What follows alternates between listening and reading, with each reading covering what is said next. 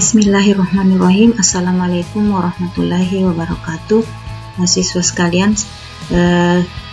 kita berjumpa kembali pada pembelajaran fisika hari ini. Kita masih akan membahas tentang bab 2, yaitu usaha, energi, dan daya. Nah, sekarang kita sudah sampai pada bagian terakhir dari bab ini, yaitu mengenai hukum kekekalan energi mekanik dan daya. Nah, berikut marilah kita sama-sama menyimak materi berikut ini.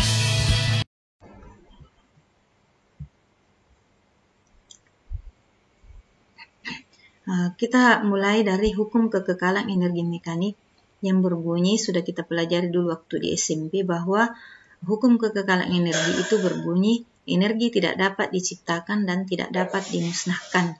Energi hanya dapat diubah dari bentuk yang satu ke bentuk yang lain. Nah, maksud daripada kalimat ini artinya energi itu sudah ada di alam ini, sudah diciptakan oleh Allah Subhanahu wa Ta'ala, tinggal kita memanfaatkannya dengan cara mengubah energi itu dari bentuk yang satu ke bentuk yang lain, sehingga kita bisa memanfaatkan energi yang ada di alam ini. Contohnya, energi listrik dapat kita ubah menjadi energi cahaya, dapat kita ubah sehingga kita bisa memperoleh manfaat dari adanya cahaya. Kemudian energi listrik dapat diubah menjadi energi gerak, misalnya pada macam-macam ya alat-alat dalam rumah tangga yang dapat kita nikmati dengan perubahan energi dari listrik menjadi energi gerak. Ya, kalian tentu semua sudah tahu. Nah, kemudian energi gerak berubah menjadi energi listrik. Nah, semua itu, energi itu dapat bermanfaat apabila kita sudah mengubahnya dari bentuk yang satu ke bentuk yang lain. Nah, begitu maksudnya. Kemudian pada pembelajaran yang lalu kita sudah sampai pada persamaan rumus, atau kita sudah memperoleh persamaan rumus hukum kekekalan energi mekanik dari hubungan usaha dan energi, yaitu rumusnya adalah energi potensial 1 ditambah energi kinetik 1 sama dengan energi potensial 2 ditambah energi kinetik 2. Nah, artinya energi mekanik pada kedudukan 1 pada suatu benda yang bergerak jatuh bebas, itu pada setiap kedudukannya memiliki energi mekanik yang sama. Misalnya pada kedudukan 1 energi mekaniknya sama dengan pada waktu berada pada energi mekaniknya pada waktu berada pada kedudukan kedua. Dapat juga diuraikan menjadi sebagaimana energi potensial itu dapat kita rumuskan MGH. Jadi kalau EP1 MGH 1. Kemudian tambah EK1, EK itu 1/2 MV1 pangkat 2. Nah, sama dengan EP2 MGH2 ditambah EK2 1/2 MV2 pangkat 2. Nah, inilah rumus daripada persamaan hukum kekekalan energi mekanik, yaitu energi mekanik sama pada setiap kedudukan. Nah, M adalah massa benda satuan kilogram, G adalah percepatan gravitasi bumi yang biasanya nilainya di antara 9,8 sampai 10 meter per sekon. Ya, pangkat 2 ya di sini. H1 dan 2 adalah ketinggian benda pada kedudukan 1 dan 2, satuannya meter. P1 dan 2 adalah kecepatan benda pada kedudukan 1 dan 2, satuannya adalah meter per sekon. Nah, berikutnya kita ambil contoh soal. Sebuah benda terletak di atas permukaan tanah, kemudian benda ditembakkan vertikal ke atas dengan kecepatan 10 meter per sekon. Berapakah ketinggian maksimum yang dapat dicapai oleh benda tersebut? Ya, maksudnya jika sebuah benda ini mula-mula kan terletak di tanah, ya, kemudian dia ditembakkan vertikal ke atas dengan kecepatan 10 meter per sekon. Berapa kira-kira ketinggian maksimum yang mampu dicapai oleh benda itu setelah dia mengubah arah dan kembali jatuh ke permukaan bumi? Ya. Nah, marilah kita membahas bersama-sama bagaimana penyelesaian contoh soal tadi.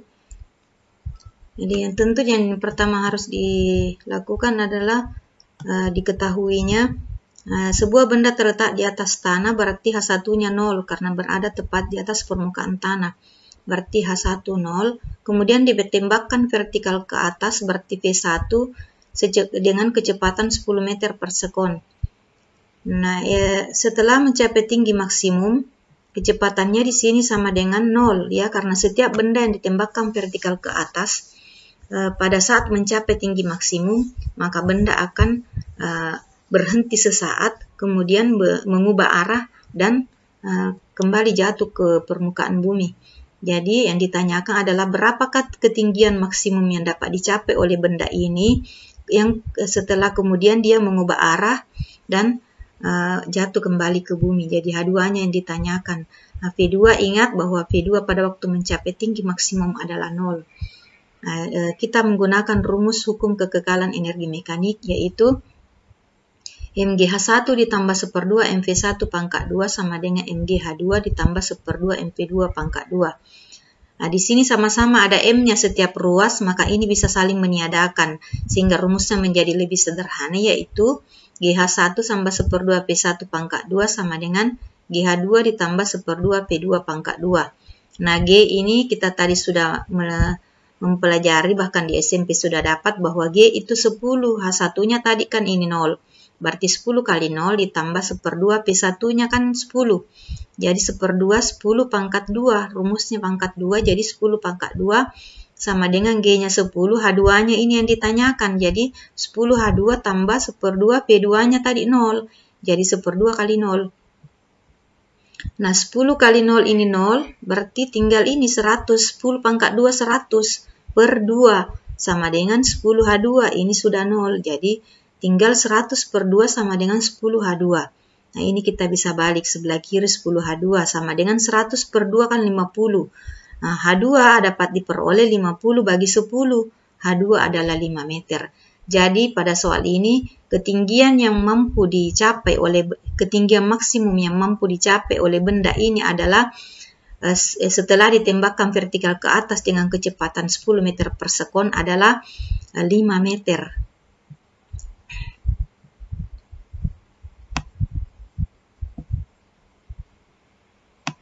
Nah, berikutnya kita pindah ke materi daya. Daya biasa dilambangkan dengan huruf P besar. Daya adalah besar usaha yang dilakukan suatu benda per satuan waktu, atau dapat dirumuskan sebagai berikut. P sama dengan usaha per waktu, di mana P sama dengan usaha simbolnya W per waktu adalah T. Jadi ini adalah rumus daripada daya, atau usaha. P sama usaha per satuan waktu. P sama dengan W per T, di mana P adalah daya satuannya watt, W adalah usaha satuan joule, dan T adalah waktu satuannya adalah sekon.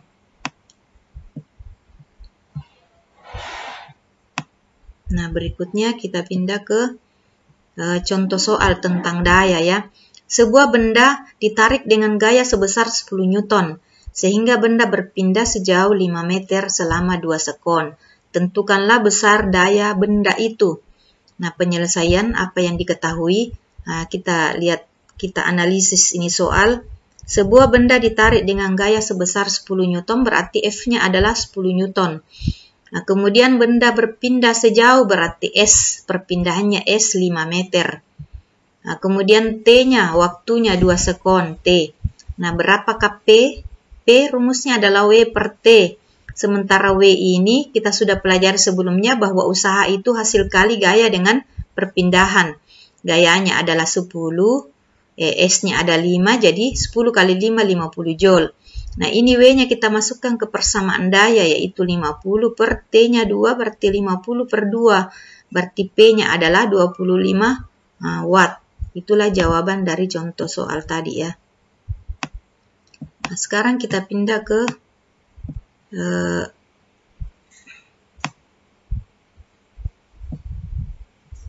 ke tugas ya. Jadi pada minggu ini kita akan menyelesaikan tugas 2 nomor, yaitu sebuah benda terletak di atas permukaan tanah kemudian ditembakkan vertikal ke atas dengan kecepatan 100 meter per sekon. Berapakah ketinggian maksimum yang dapat dicapai oleh benda? Ya, ini tugas untuk hukum kekekalan energi mekanik. Nomor 2, sebuah benda massa 1 kg mula-mula bergerak dengan kecepatan 2 meter per sekon. Setelah 5 detik kecepatannya menjadi 4 meter per sekon. Tentukanlah usaha yang dilakukan. A. B. Daya benda. Nah, saya kira sampai sekian dulu pertemuan kita hari ini, yaitu pembahasan tentang hukum kekekalan energi mekanik dan daya. Kemudian pada bab 2 ini adalah pembahasan terakhir dari bab 2. Minggu depan kita akan masuk ke materi berikutnya, yaitu bab 3 tentang elastisitas. Ya, sekian ya, selamat menyelesaikan tugas tepat waktu, tetap jaga kesehatan. Usahakan di rumah saja, jangan kemana-mana.